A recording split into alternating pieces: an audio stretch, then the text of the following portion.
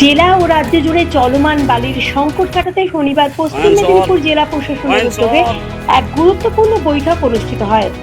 জেলা শাসকের দপ্তরে আয়োজিত এই বৈঠকে জেলার বালি খাদান সংগঠনের প্রতিনিধিদের পাশাপাশি বিভিন্ন এলাকার বিধায়ক এবং সংশ্লিষ্ট সরকারি দপ্তরের আধিকারিকরা উপস্থিত ছিলেন। দীর্ঘ আলোচনা শেষে বালির সংকট মোকাবিলা এবং কালোবাজারি রোধে একাধিক গুরুত্বপূর্ণ সিদ্ধান্ত গ্রহণ করা হয়। প্রশাসনের পক্ষ থেকে জানানো হয়েছে, জেলার বৈধ বালি খাদানগুলি দ্রুত চালু করার উদ্যোগ নেওয়া হবে।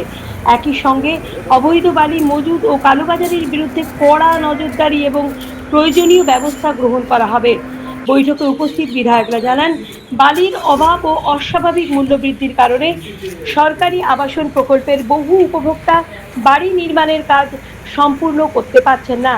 ফলে জেলার বিভিন্ন এলাকায় ইন্দিরা আবাস যোজনা সহ একাধিক আবাসন প্রকল্পের কাজ ব্যাহত হচ্ছে।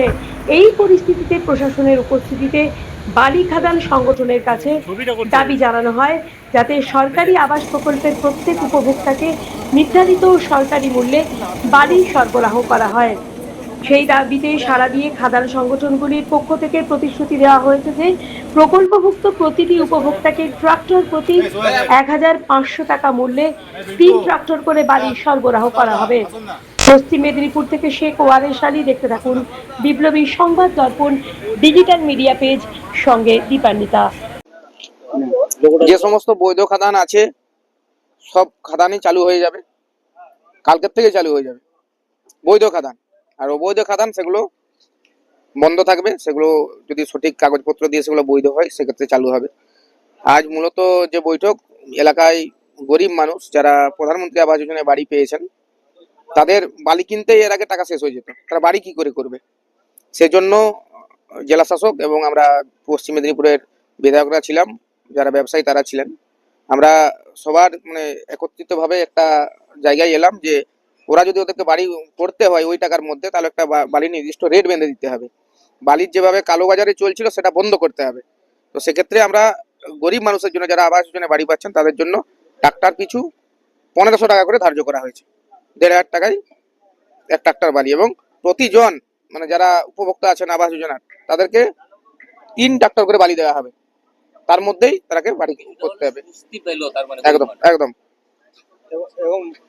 আমাদেরকে নির্দেশ দেওয়া হলো, যেটা আবাস যোজনা আমাদের পশ্চিমবঙ্গ সরকারের বা ভারত সরকারের যে উদ্যোগ গরিব মানুষের জন্য বাড়ি ঘর করার জন্য, তাতে বালিটাকে যাতে সস্তায় দেওয়া যায় সেটা একটা নির্দেশ দেওয়া হয়েছে, এবং আমরা সমস্ত বালি ব্যবসায়ী মিলে সেটা মেনে নিয়েছি। মাননীয় ডিএম সাহেব ছিলেন, পুলিশ প্রশাসন তরফ ছিলেন, এবং এমএলএ সাহেবরা ছিলেন, সমস্ত আমাদের জেলার ৮ জন এমএলএরা ছিলেন এখানে। তাদের সবাই মিলে একটা সিদ্ধান্ত নেওয়া হয়েছে যাতে আবাস যোজনার জন্য কম দামে বাড়ি দেওয়া যায়। তো বাকিদের ক্ষেত্রেও একটা নির্দেশ দিয়েছেন, সেটা স্পেসিফিকলি নির্দেশ দিয়েছেন, যেমন আবাস যোজনার ক্ষেত্রেও নির্দেশ দিয়েছেন ওনারা, যে ওনাদের তরফ থেকে একটা রেকমেন্ডেশন পেপারস আসবে যাদেরকে আবাস যোজনা অ্যালট হয়েছে তাদেরকে দেওয়ার জন্য ৩ গাড়ি করে আবাসের জন্য, এবং বাকি গ্রামীণ বিধানসভা এলাকায় একটা নির্ধারিত রেট করে দেওয়া হয়েছে। রেটটা ৩৫০০ টাকা করা হয়েছে, এবং লোকালদের জন্য তাতেও সেটাও ট্র্যাক্টরের ক্ষেত্রে, এবং স্পেসিফিক প্রতিটা খাদানের প্রতিদিন এক একটা বিধানসভা খেলার ক্ষেত্রে ২০টা করে গাড়ির জন্য বলা হয়েছে। সেই ২০টা গাড়িও বিধায়কদের দপ্তর তরফ থেকে একটা রেকমেন্ডেশন আসবে যে এই ২০ জনকে দেওয়া হোক, তাতে আমরা দিতে রাজি হয়েছি।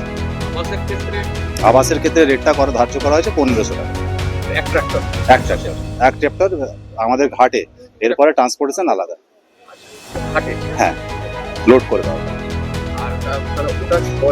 এরপরে তাহলে ওই ৩ ট্রাক্টর না কত ট্রাক্টর করে? ৩ ট্রাক্টর করে আবাসের জন্য যার যেরকম রিকোয়ারমেন্ট, ম্যাক্সিমাম ৩ ট্রাক্টর, কারো ২ ট্রাক্টর লাগতে পারে, কারো 3 ট্রাক্টর লাগতে পারে। বালিটা বালি এবং চালান। আপনার নাম? আমার নাম বরুণ আলম।